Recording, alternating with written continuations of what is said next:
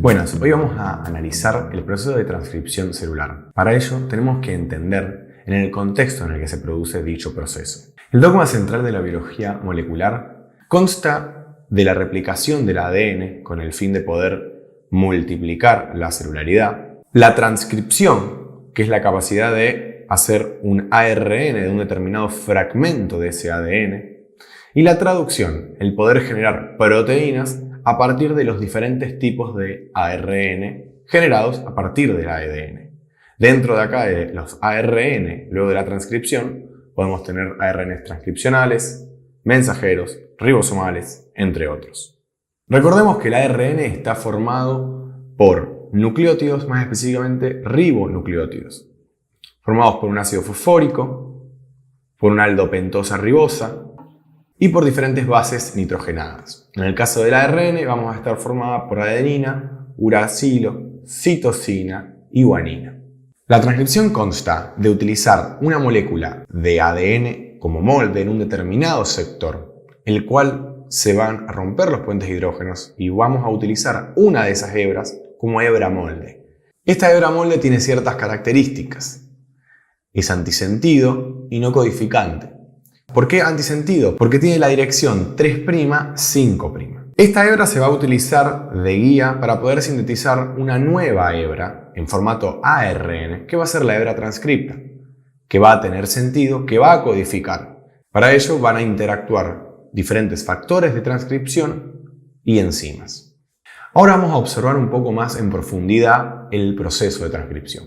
Vamos a observar que en una determinada región del ADN se van a romper los puentes hidrógenos y se van a separar ambas hebras. Una de estas hebras va a ser nuestra hebra molde, la que tiene sentido 3', 5', que se va a utilizar de guía para la síntesis de ese nuevo ARN. El proceso consta en diferentes etapas. Primero vamos a tener lo que es el promotor. El promotor, como observamos acá, es una determinada región del ADN, el cual tiene una determinada secuencia. Por ejemplo, acá tenemos la secuencia guanina, citosina, guanina, timina, adenina, timina, adenina, guanina.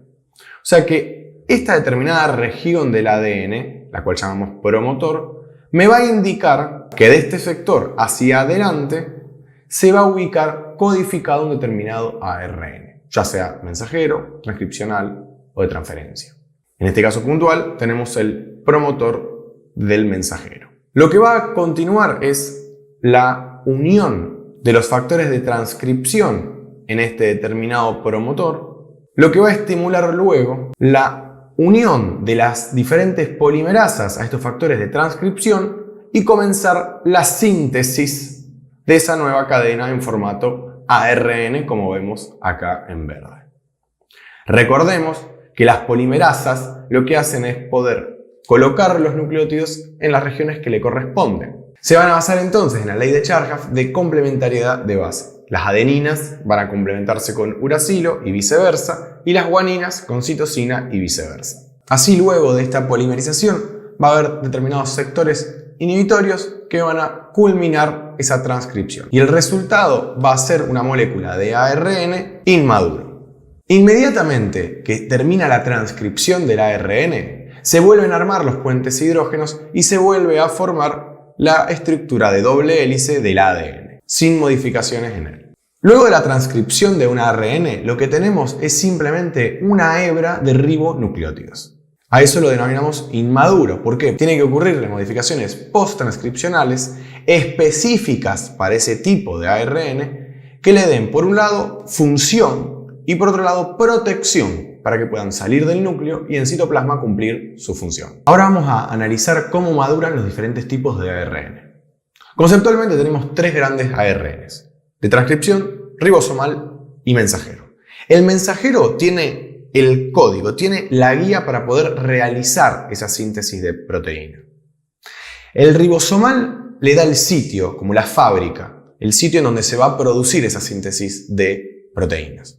Y el transcripcional es el que permite llevar al sitio los diferentes aminoácidos para poder unirlos y hacer las proteínas. Analicemos cómo es la transcripción del ARN mensajero. El ARN mensajero es el que va a llevar la información, la guía de los pasos de cómo se ubican los aminoácidos para poder generar esa nueva proteína. El ARN mensajero representa el 5% del total del ARN celular, bastante poco. Se ubica en núcleo y va a cumplir su función en citoplasma. Para ello, la transcripción del ARN mensajero se va a ubicar la caja TATA.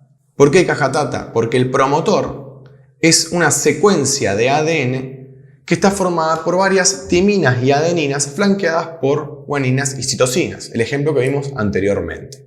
A este promotor se le van a unir factores de transcripción que van a hacer que se active la polimerasa 2. Esa polimerasa va a dar lugar a la síntesis del ARN.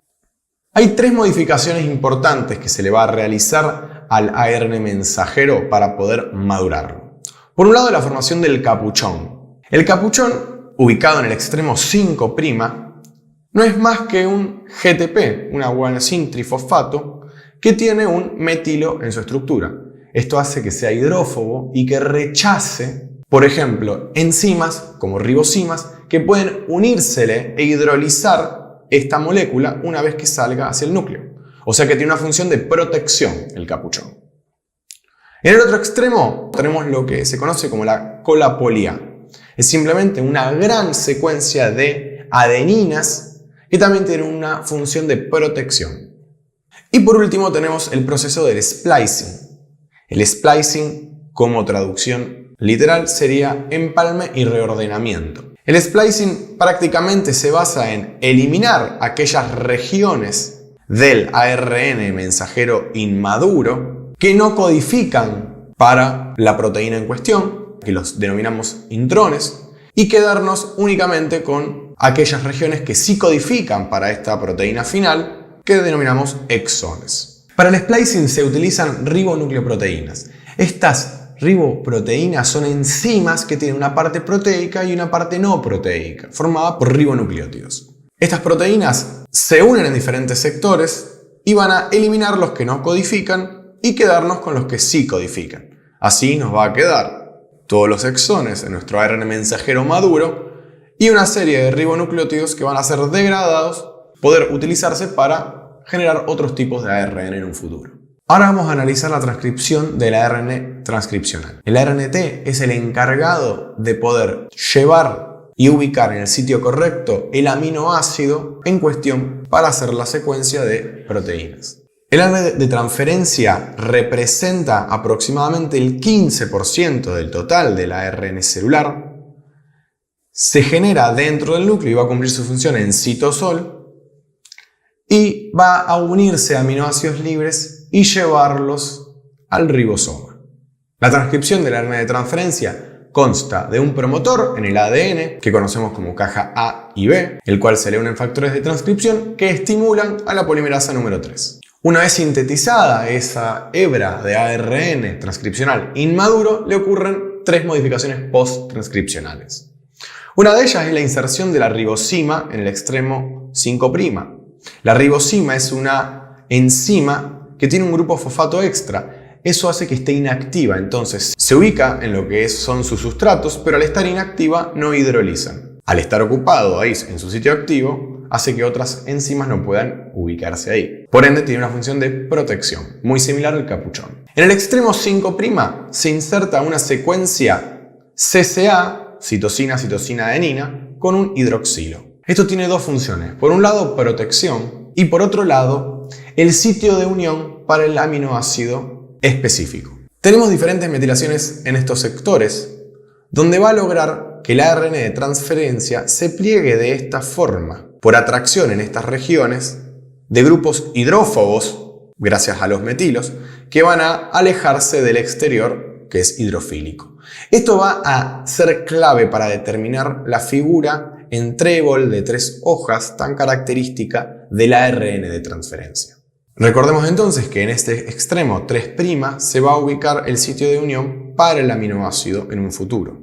¿Qué aminoácido se una en este sector? Va a ser determinado por esta región, que es la que se ubica el anticodón. El anticodón son 3 bases nitrogenadas que entran en relación con el mensajero, con un aceptor del mensajero, y permiten la colocación específica del aminoácido en una posición. Por último, vamos a analizar la transcripción del ARN ribosomal. El ARN ribosomal forma el 80% del total del ARN que tiene una célula. Este porcentaje es totalmente lógico, ya que podemos observar que con el microscopio electrónico de barrido podemos observar los ribosomas, ya sea libres o adheridos al retículo endoplasmático, mientras que el ARN mensajero o de transcripción es imposible de verlo con un microscopio. El ARN ribosomal va a formar los ribosomas que le van a dar un sitio al mensajero y al de transcripción para poder hacer la síntesis proteica. Va a haber una gran cantidad de promotores que me determinen diferentes cadenas de ARN ribosomal. Los diferentes ARN ribosomales van a asociarse a proteínas y van a formar en lo que en la histología observamos como un ribosoma con una subunidad mayor y una subunidad menor.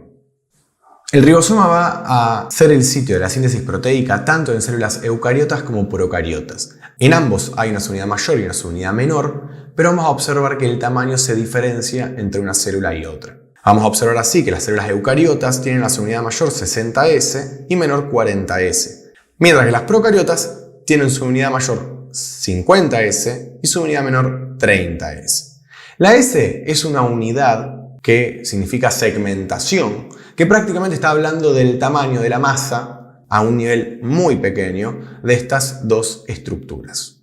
El recordar esta diferencia de tamaño entre células eucariotas y procariotas a nivel de los ribosomas es clave para poder entender el mecanismo de acción de diferentes antibióticos. Algunos antibióticos van a inhibir la síntesis de proteínas en bacterias por inhibir o la estructura 50S o 30S, no teniendo contacto con nuestros ribosomas eucariotas.